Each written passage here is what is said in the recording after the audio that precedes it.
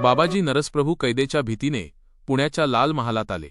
त्यांना आलेल्या फरमानाने दादोजी मात्र भयंकर काळजी पडले. आदिलशाहीशी आज ना उद्या राजांना टक्कर द्यावी लागणार हे दादोजींना स्पष्ट दिसत होते. मनातून ते निराश होत होते, थकत होते. राजांच्या किल्ल्याचे बांधकाम पुरे होत आले होते.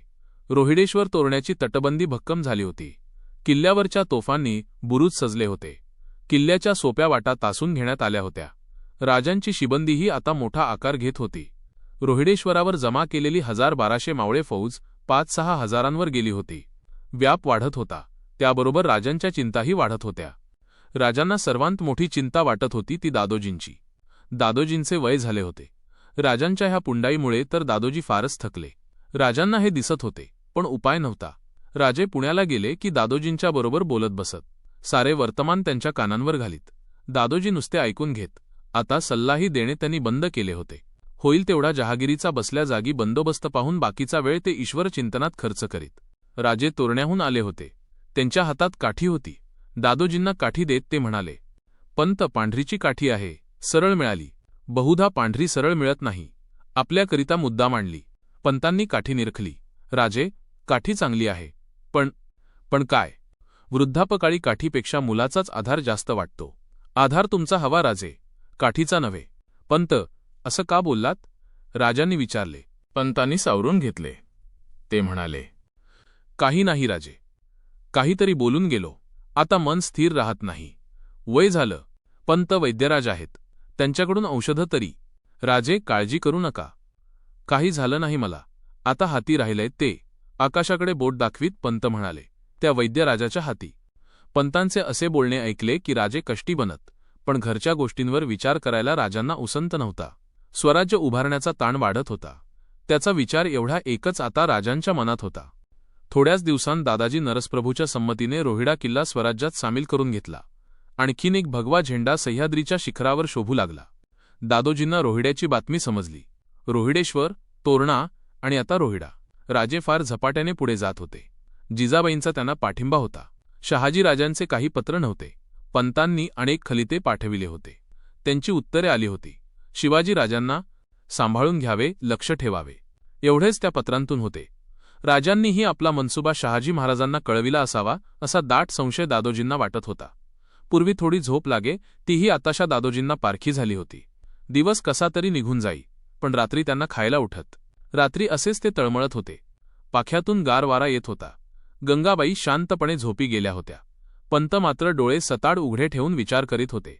दादोजी पाटस परगण्याचे मलठाण गावचे हिशेबनीस. शहाजी राजांनी त्यांना आपल्या कारभारासाठी उचलले.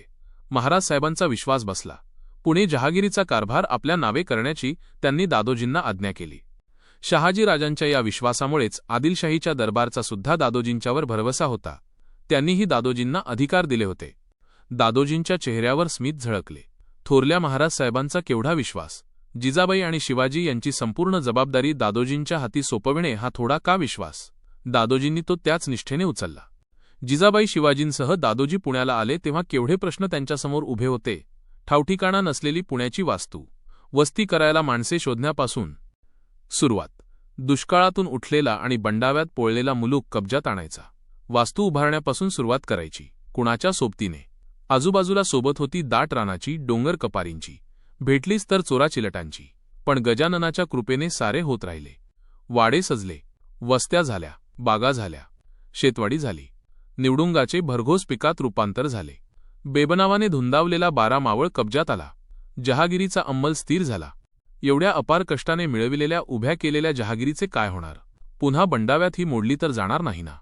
राजे. दादोजींनी कूस बदलली, पण विचार बदलला नाही.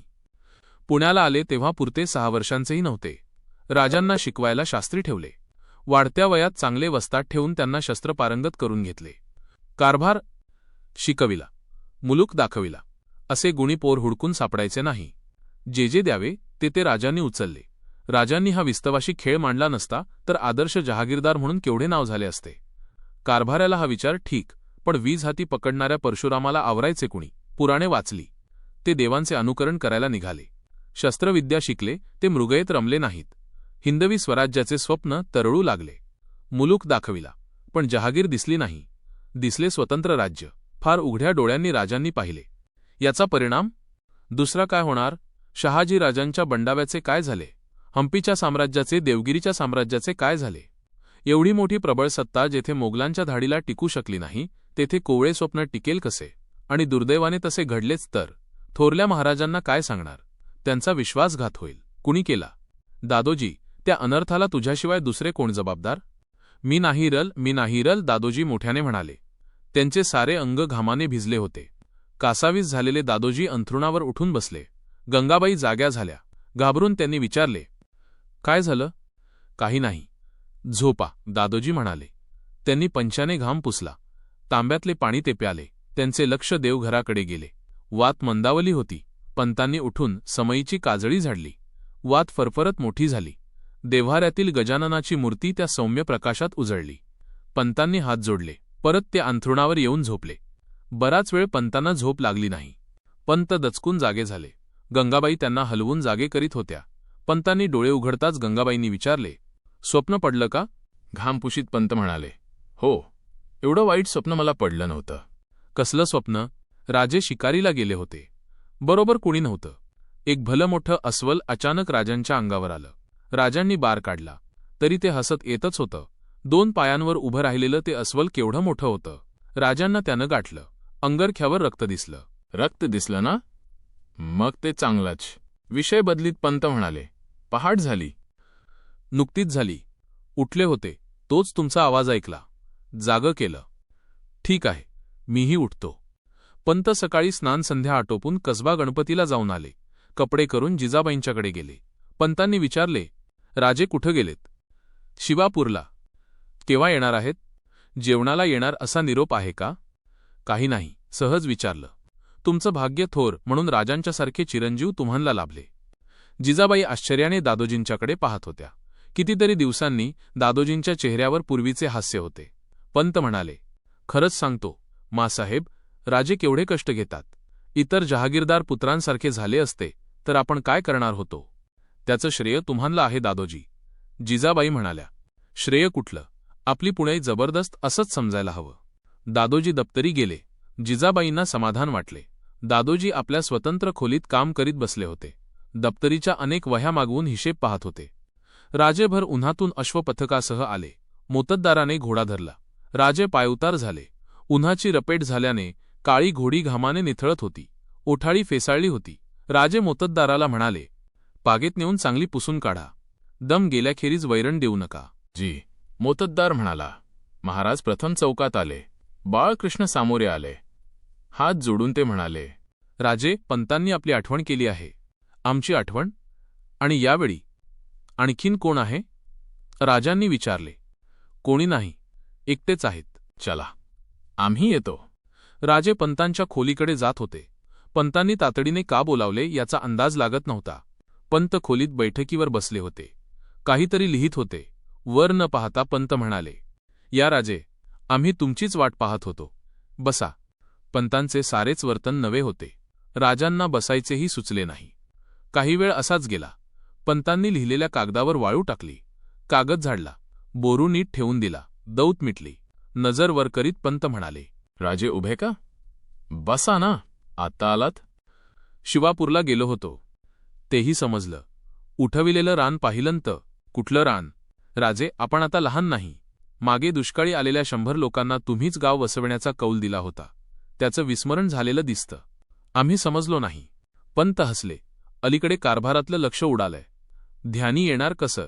राजे, शिवापूरचं रान तोडून बागायत रान उठवण्याचा हुकूम दिला आहे. ते तयार झालं आहे असं शामराव निळकंठ सांगत होते. राजांच्या ध्यानी आले. त्यांची नजर खाली वळली. ते म्हणाले, आमच्या लक्षात नव्हतं. पंत म्हणाले, राजे, आमचा आग्रह नाही, पण स्वराज्याचं तोरण कच्च्या पायावर बांधता येत नाही. जीवाला जीव देणारी माणसं हुडकण्याच्या आधी त्यांची घरदारं सुरक्षित करावी लागतात. ते केलंत की आपोआप माणसं गोळा होतात. तुम्ही रोहिडेश्वरी गेला होता ना? शिवापूरच्या मुक्कामात असताना राजे रोहिडेश्वरी गेले होते हे दादोजींना कुणी सांगितलं हे राजांना कळत नव्हते. मोजदाद करण्यासाठी राजांनी आपले मावळे एकत्र केले होते. दादोजींना तेही समजलं नसेल ना? दादोजी स्मित करीत म्हणाले, राजे, तुमच्या हाकेला साथ देऊन किती मावळे रोहिडेश्वरी गोळा झाले? राजांनी निश्वास सोडला. ते म्हणाले, 7,000. त्यांतले टिकणारे किती? राजांनी एकदम मानवर केली. डोळ्यां संतापाची सूक्ष्म छटा तरळून गेली. ते म्हणाले, पंत, निष्ठेनं गोळा झालेल्यांची थट्टा केलेली आम्हाला खपत नाही. मी थट्टा केली नाही. दादोजी स्थिर आवाजात म्हणाले, मोठे शब्द वापरून मोठ्या गोष्टी ठरत नाहीत. राजे रोहिडेश्वरी गोळा झाले ते नुसत्या तुमच्या हाकेनं? मग कुणाच्या? थोरल्या महाराजांच्या. पंत, ऐका राजे, मुलूक स्थिर झाला नाही, तोच पातशाही विरुद्ध बंड करण्याइतपत मुलुखात ताकद आलेली नाही. एवढी मोठी शिबंदी पोसण्याचीही तुमची कुवत नाही. भरपूर संपत्तीखेरीज राज्य उभं राहत नाही. मग जमले ते कशासाठी? तुमच्याभोवती जे जमा झाले ते शहाजीराजांच्या मुलासाठी, शिवाजीसाठी नव्हे. ती ताकद यायला अजून अवकाश आहे. आम्ही वाट पाहू. आदिलशाही तोवर थांबेल. राजे, आता पुढचा बेत कोणता? सांगा ना, निदान ऐकू द्या तरी. राजे धीर करून म्हणाले, किल्ले कोंढाणा. किल्ले कोंढाणा. दादोजींचे डोळे विस्फारले गेले. कोंढाणा म्हणजे आदिलशाहीचे मावळनाक. कोंढाणा घेणं इतकं सोपं वाटतं? ताकदीनं नव्हे, सामोपचारानं गड हाती येईल असं वाटतं. जमलं तर तेच करा, पंत म्हणाले. राजांचा कानावर विश्वास बसेना. त्यांचा चेहरा आनंदला. दादोजी सांगत होते, राजे, तुम्ही जे कराल ते पूर्ण विचारानं कराल यावर आमचा विश्वास आहे. आम्ही तुम्हाला बोलावलं ते एवढा कागद पाहण्यासाठी. हा एकदा नजरेखालून घाला. पंतांनी कागद हाती दिला. काय हे? राजांनी विचारले. आपला 12 मावळाचा वसूल, शिल्लक त्याचा सविस्तर तपशील. राजांचा कागद धरलेला हात कापू लागला. राजे म्हणाले, पंत, आम्ही तुमच्यावर केव्हाच अविश्वास दाखविला नव्हता. ते पातक. तसं मी म्हणत नाही. विपरीत अर्थ घेऊ नका. स्वराज्य उभं करीत आहात. ते उभं करायला लागणारा पैसा हाही महत्वाचा भाग आहे. त्यासाठी तुम्हाला एकदा हे तपशील समजणं आवश्यक आहे.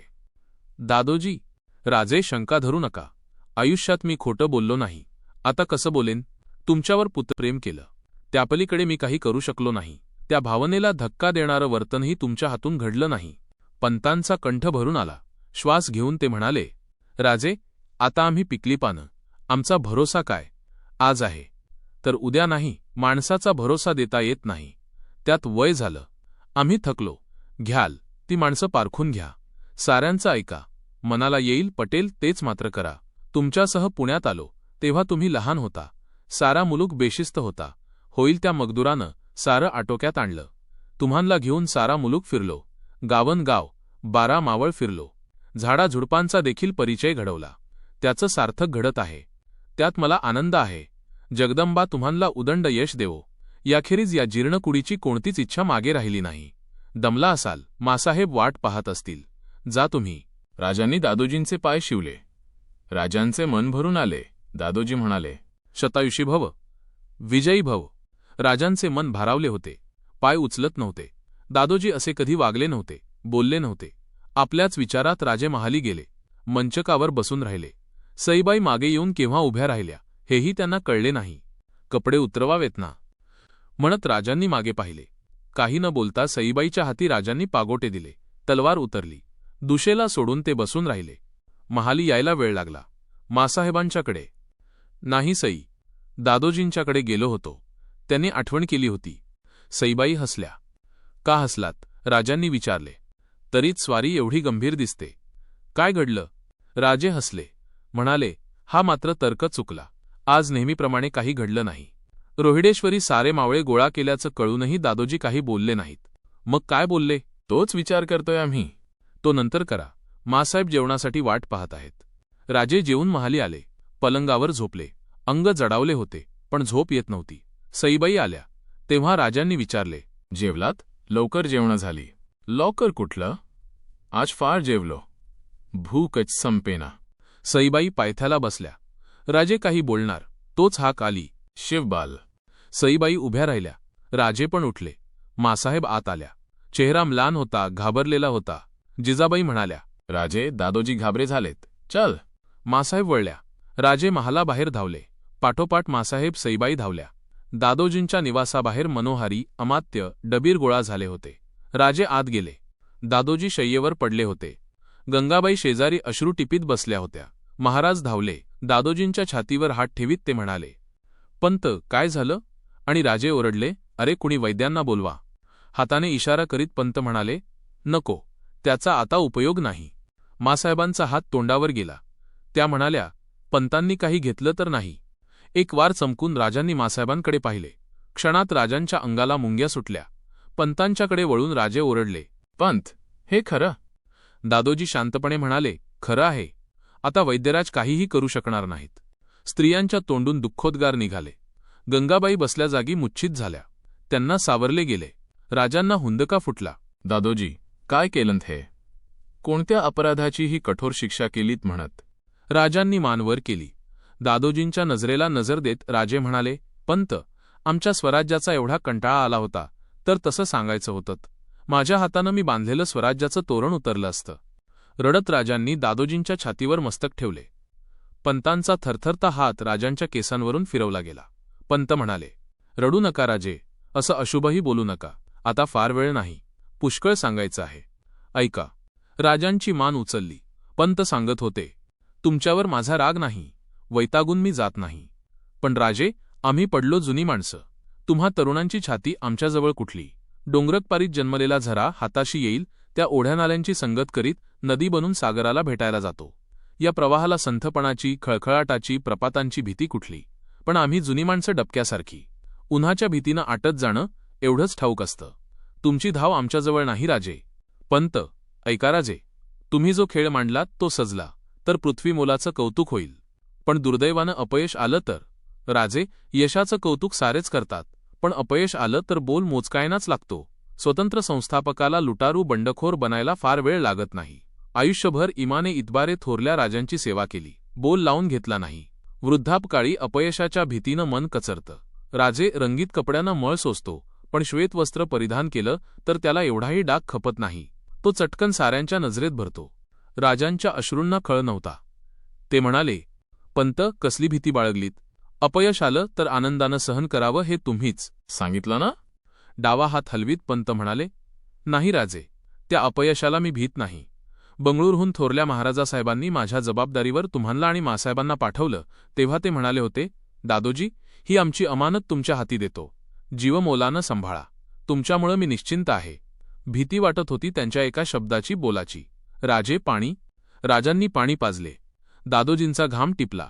दादोजी म्हणाले, मासाहेब, देव्हाऱ्यात गंगोदक आहे, तुळशीपत्र आहे. राजे, आम्हाला मांडी द्या. राजांनी डोळे टिपले, मांडी दिली. दादोजी जिजाबाईंना म्हणाले, मासाहेब, माझं नशीब थोर म्हणून तुमच्या राजांच्या डोळ्यांतले अश्रू पाहण्याचं भाग्य मला अंतकाळी लाभतं आहे. देवांनी देखील याचा हेवा करावा. पंतांनी गंगोदक घेतले. जिभेवर तुळशीपत्र ठेवले. हुंदक्यांचा आवाज चढत होता. राजे दादोजींचे मस्तक धरून होते. सारी ताकद एकवटून दादोजी जड आवाजात म्हणाले, मासाहेब, राजांना सांभाळा. ते आता मोठे झाले, करते झाले. त्यांचं उदंड यश पहा. आमच्यासारखे दुबळे बनू नका. राजना. राजे वाकले. अश्रू दादोजींच्या कपाळावर पडत होते. ओठ पुटपुटले. शब्द उमटले. रडू नका. येतो आम्ही. राजांचे अश्रू पुसायला पंतांचा डावा हात उंचावला गेला. शेवटचे शब्द उमटले, राजल, आणि उंचावलेला हात कोसळला.